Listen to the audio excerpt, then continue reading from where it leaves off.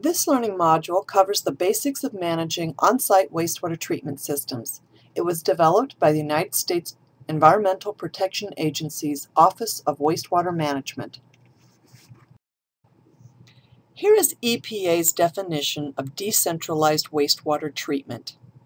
It is an on-site or cluster wastewater system that is used to treat and dispose of relatively small volumes of wastewater, generally from individual or groups of dwellings and businesses.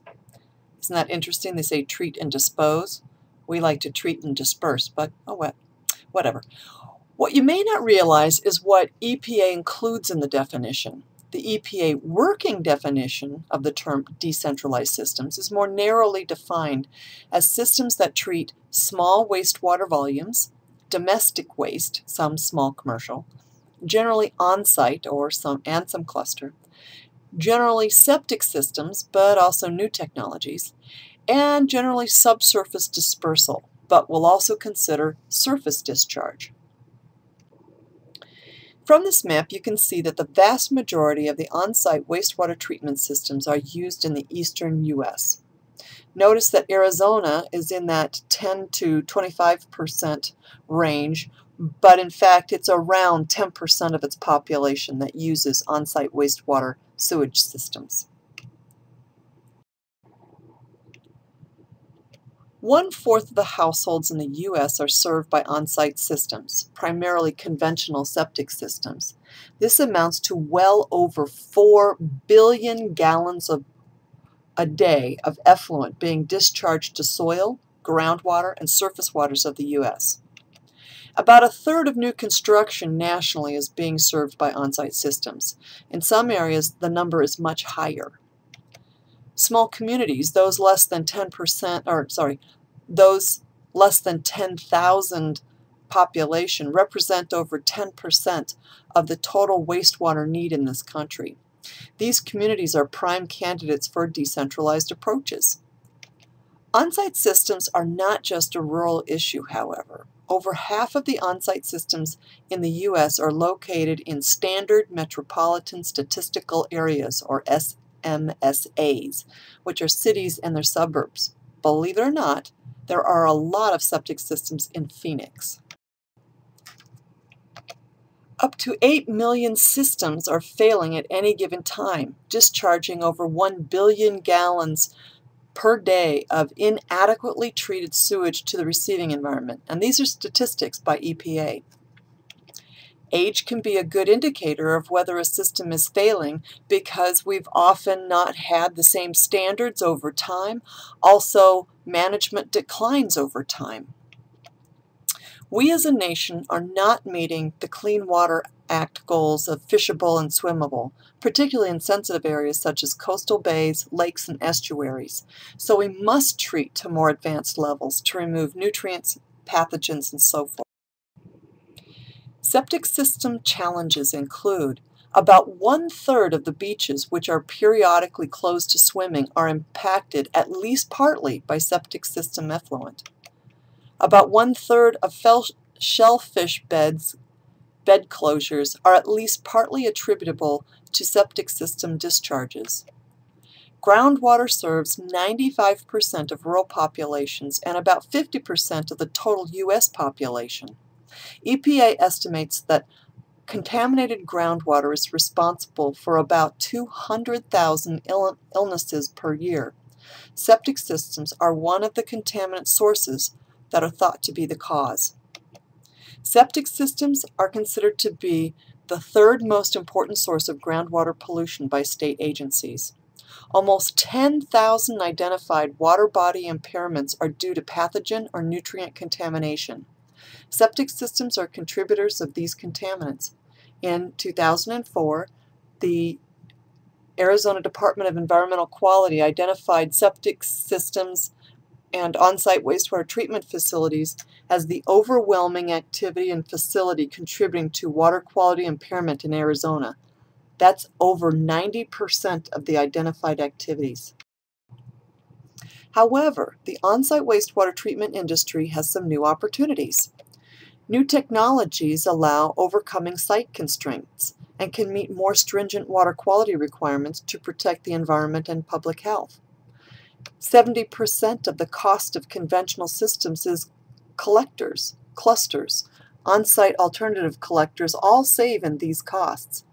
In low-density areas, on-site or clustered systems usually are the most cost-effective. Also with decentralized systems, community planners can target growth where it can best be accommodated.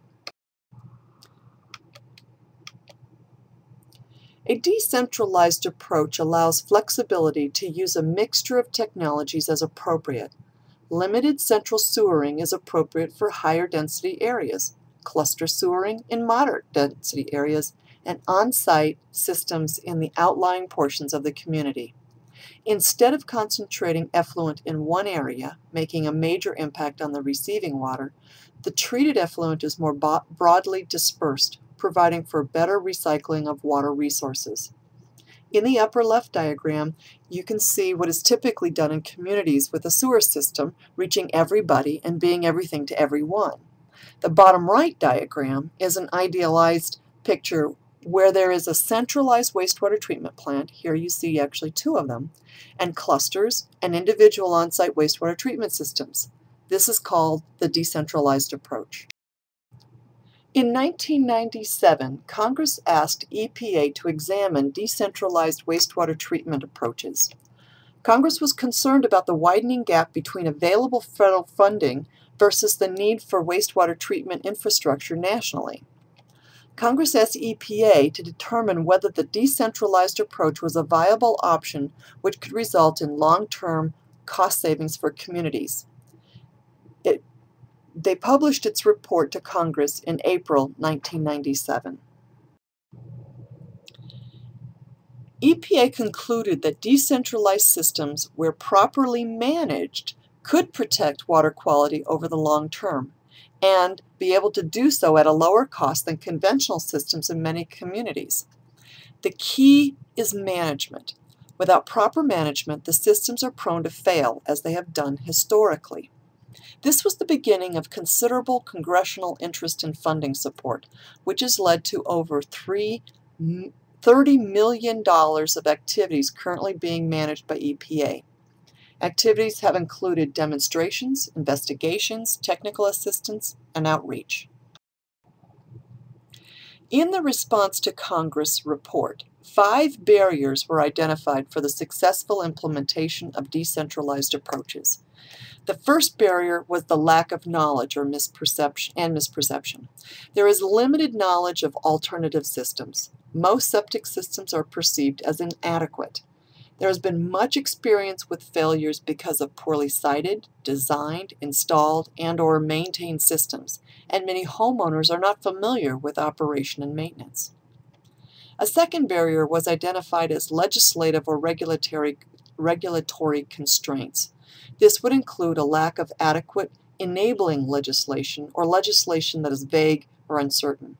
It would include problems where legislative and regulatory authority is split between various state agencies like the Departments of Environmental Quality, health departments, housing development. So to get a permit to discharge, you may have to go to 3 different agencies. It would also include barriers such as the authority split between state and local government levels. Lack of management was deemed another barrier. Much of the time there is no management requirement for on-site systems and decentralized systems, and those existing management requirements, like for real estate transactions, that legislation is not water quality protection based. It's based on protecting the house buyer, not the environment. Another identified barrier to the successful implementation of decentralized approaches included liability engineering practices. There are potential risks with alternative systems, and particularly innovative systems. And you know that homeowners, developers, and contractors are not familiar with systems with alternative components and will put in systems that they're familiar with, which may or may not be what is needed for the site. And typically, an engineer's fees is a percentage of the project cost. So there's a tendency to go with one big system instead of many smaller systems for communities. And the final barrier is financial constraints. EPA grants and loans generally are available only to public entities with priority given to larger communities. Many, especially small communities, are uninformed on how to obtain funding. On the 25th anniversary of the Clean Water Act, Vice President Gore requested EPA to develop the Clean Water Action Plan. EPA's charge was to develop action steps for eventual attainment of the original water quality goals of the original Clean Water Act. The Clean Water Act goals of fishable, swimmable waters have not been attained, primarily due to non-point sources of pollution. Agricultural operations, stormwater runoff from urban areas, and other sources such as septic systems are all contributors to the problem. The plan directs EPA to develop national standards for the management of on-site wastewater systems. The public needs to be educated, informed, and to support the program from the very beginning. They may need to pay user fees, approve plans, and so forth. States and communities need to evaluate existing water resources, have water quality standards, and establish performance standards. Many are doing this already through water quality standards, source water protection programs, and so forth. Some risk assessment may also be needed. The general practice, however, is to have prescriptive codes for siting, sizing, design, installation, and inspection of septic systems. Operation and maintenance needs to go beyond current practice in many areas. Innovative programs send maintenance reminders to homeowners. Others send maintenance providers to service on-site systems on a regular basis. Yet others have the on-site system networked through telemetry so that maintenance providers know the status of systems through dedicated or shared telephone lines as well as wireless technology. Residuals management is a big concern. Many centralized wastewater treatment facilities don't want to accept septage. This is an increasingly alarming situation in Arizona. Septage haulers need to select disposal sites carefully. Monitoring is very rarely done. Health departments only get involved if there's a problem. To get compliance and action, enforcement may be through renewable permits, home sale requirements, and the like.